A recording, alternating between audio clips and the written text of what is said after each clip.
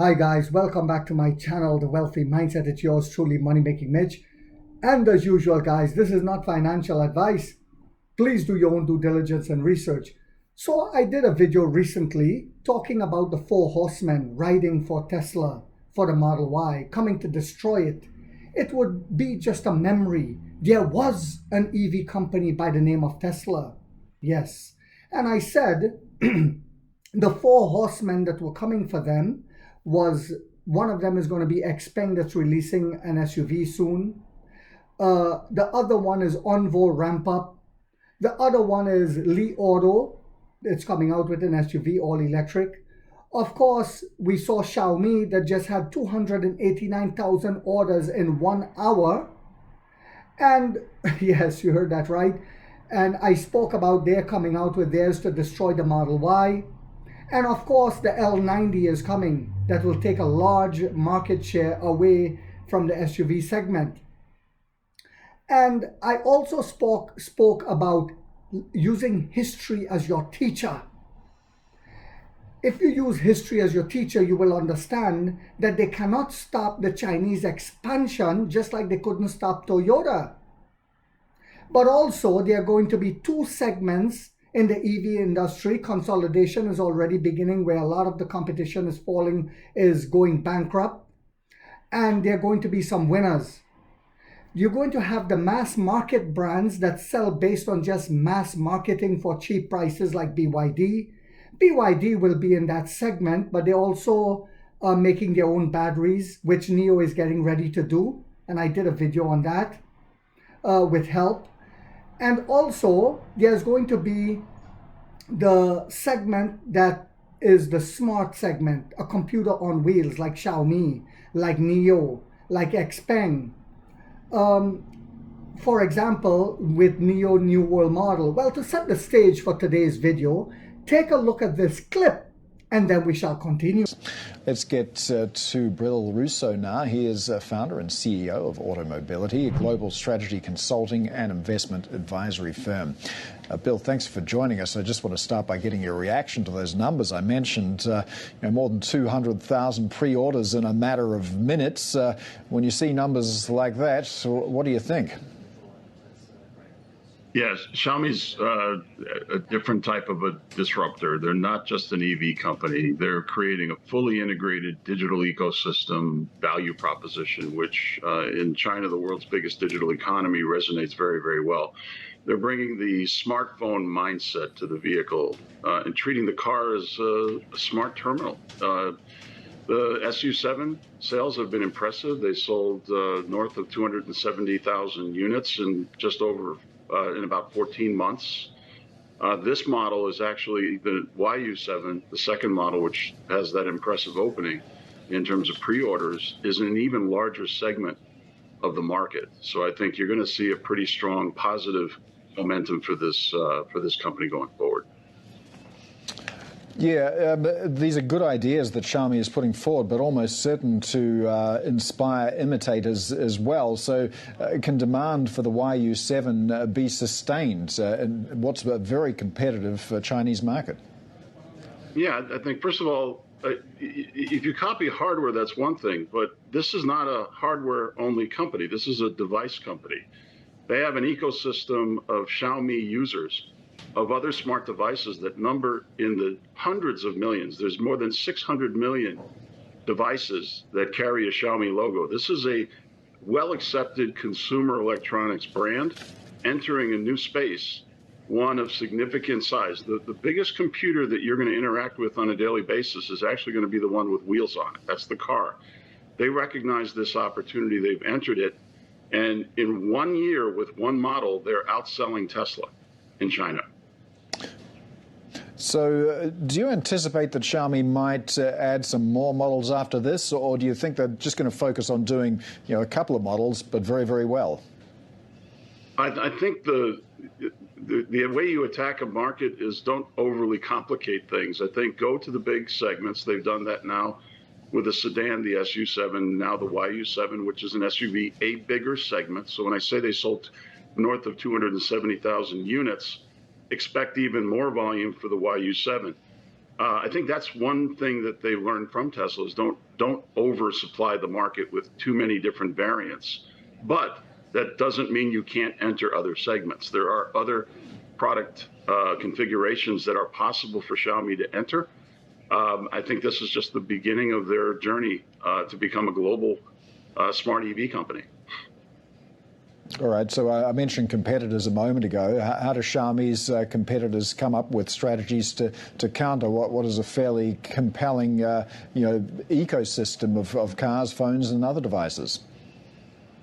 Well, the main competitors for them in China are going to be BYD, the largest new energy vehicle company.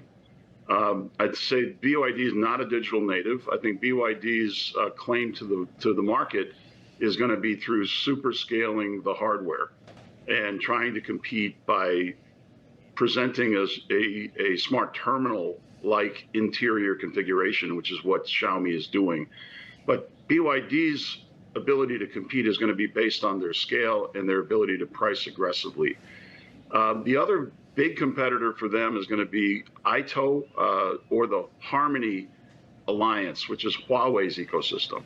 Huawei is the other device maker that is competing in this space.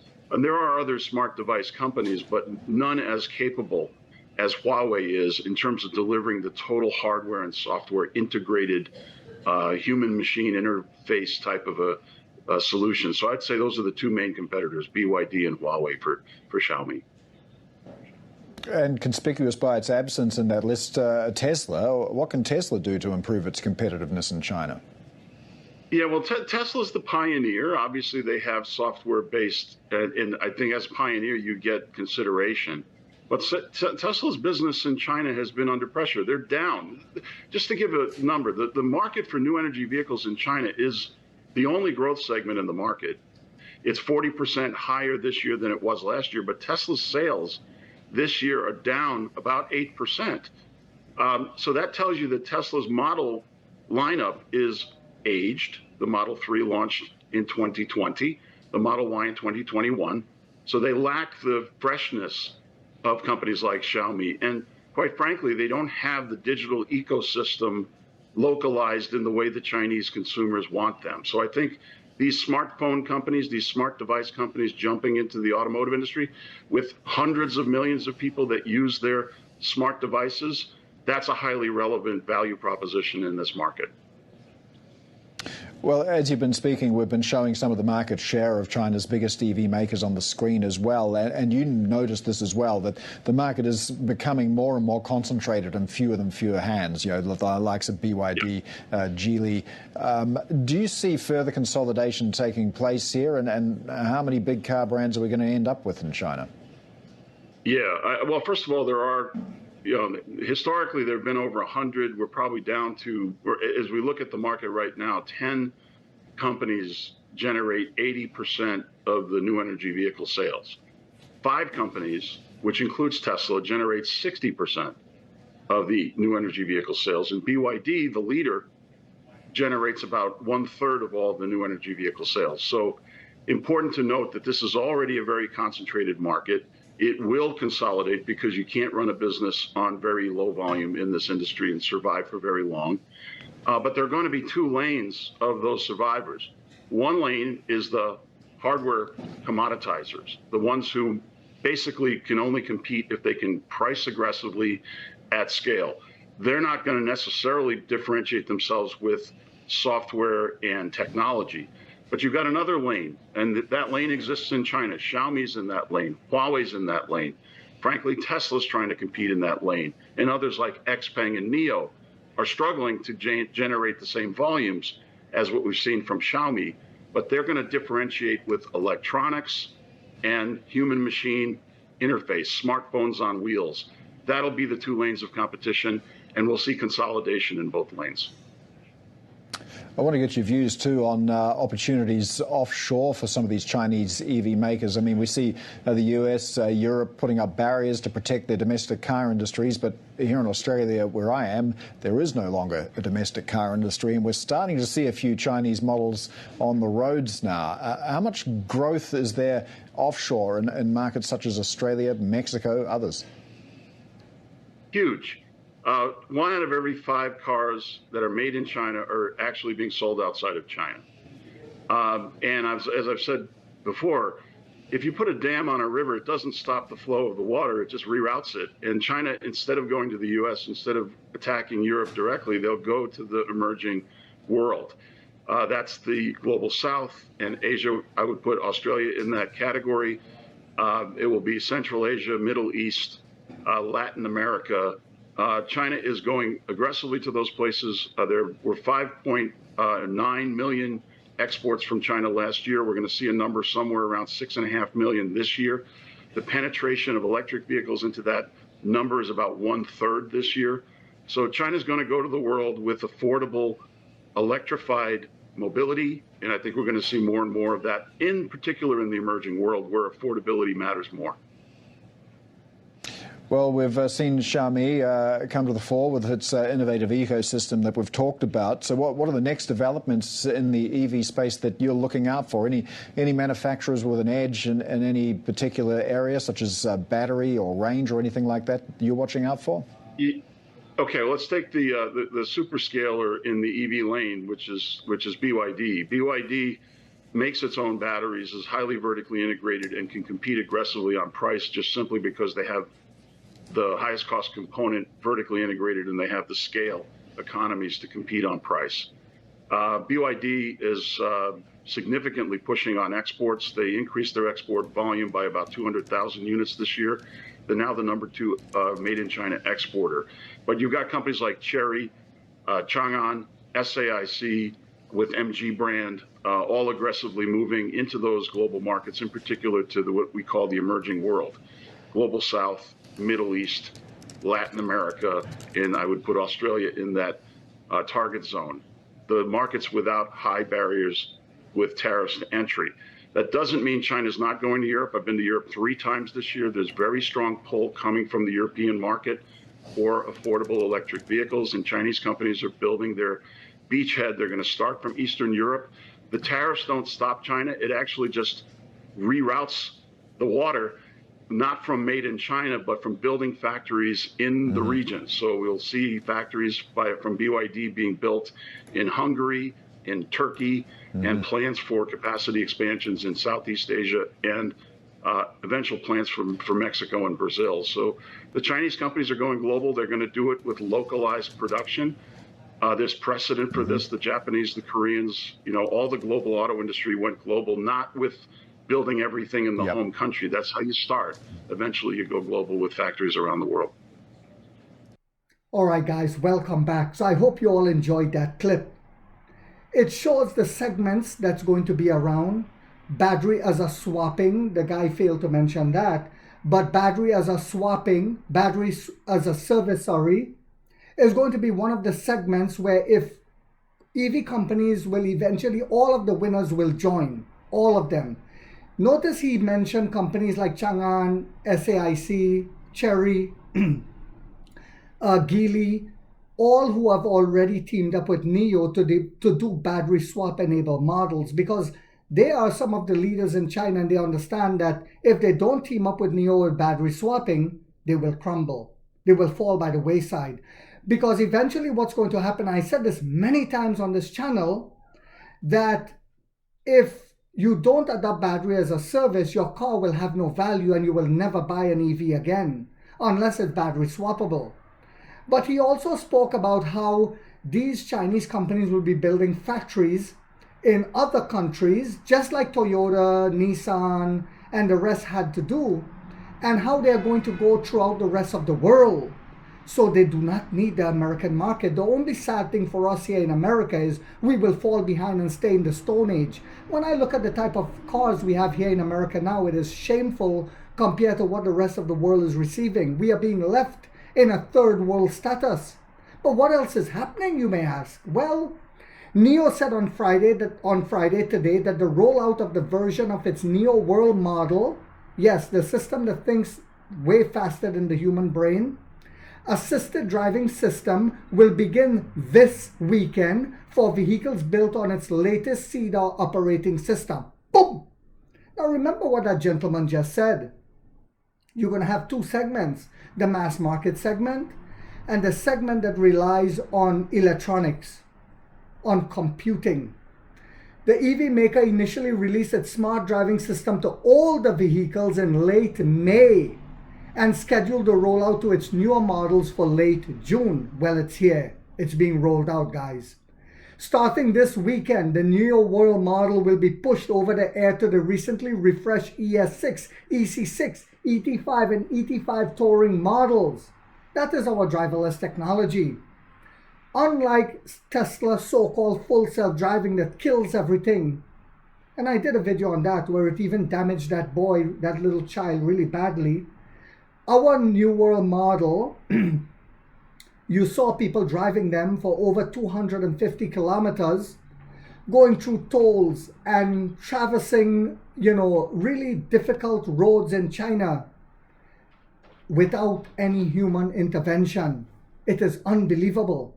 The EV maker said the Neo World model system is designed to reduce accidents and driver workload across 4 major driving scenarios: active safety, highway pilot, urban navigation, and intelligent parking. And this is just the beginning. The model includes forward collision warning. So if you're driving and the traffic ahead of you is slowing down, this will warn you, and it will actually slow you down. It includes forward collision warning, automatic emergency braking. Yes, and we've seen it at work already, where people walk out in front of Neo car and the car stop automatically and swerve away from them. Keeping lane functions, which is only what Tesla has, lane assist. Pedestrian protection, adaptive cruise control, and automated parking. The update follows the initial rollout of the Neo World model to vehicles based in the older Banyan platform in late May. That release marked the first large-scale deployment of the Neo World model introduced a year ago. That's the first large-scale, alongside the tape-out of the Shenji God chip, with Neo, the author again saying claiming, with Neo to be the first Chinese automaker a smart driving model. The first automaker a smart driving model. This is Afonso. Whenever it comes to Neo, he always says claim. They claim to do it. They claim to do it. But when it's Tesla, they did it.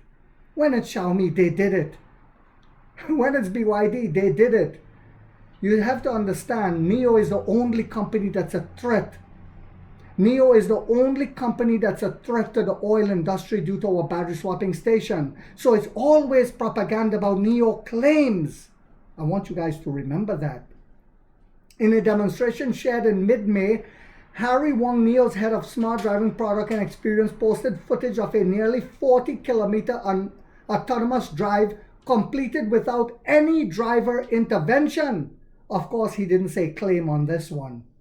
Neo World model is a multimodal auto-aggressive model that integrates visual, linguistic, spatial, and temporal data to enable real-time reasoning and decision-making according to the car maker. According to the car maker, he said. The first version introduces a mapless autonomous navigation function, mapless, for complex environments such as underground parking lots, the only EV company that can do that presently.